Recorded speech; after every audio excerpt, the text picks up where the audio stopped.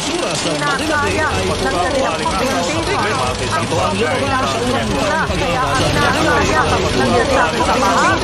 Ito ang lumabas sa unang taong pag-aaral ng ECOWAS Coalition nasisira.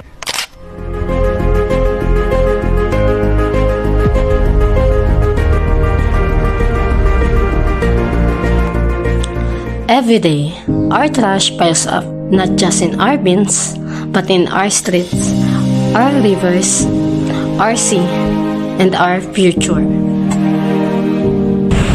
Dito sa bayan ng Tansa, Cavite, ng Barangay Hulugan, makikita ninyo ang kasalukuyang sitwasyon ng dagat na ito. Ang dating malinis, maaliwalas at kaaya-ayang tignan, ngayon ay nagbabago. Ang ating mga mangingisda ay hindi naiiwasang may maisamang mga basura sa kanilang mga huli. Our basura is killing their livelihoods. Let's stop the flow of trash to our seas. It's time to act for our mangingisda and for our shared future.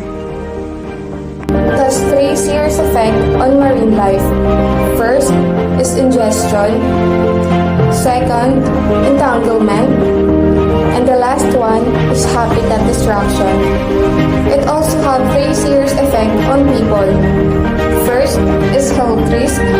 Second, economic impact. And last is navigation and safety. Kaya naman naway mabigyang pansin ng otoridad kasama ang mga residente ng Barangay Hulugan na magkaroon ng aksyon na magpapakita ng pakikiisa upang ang dating hulugan na malinis at masagana ay muling manumbalik at higit sa lahat muling maipakita ang pangangalaga sa ating dagat na siyang isa sa pangunahing pinagkukunan sa pang-araw-araw. The ocean has always taken care of us. Now it's our turn to take care of it. Every action, big or small, as much as we value it, is also showing protecting the marine life. Your efforts matter. Stay committed, stay hopeful, and kaya, hindi pa huli ang lahat. Because the real change starts with you. The oceans needs heroes like you. Remember, trash belongs in the bin, not in the ocean.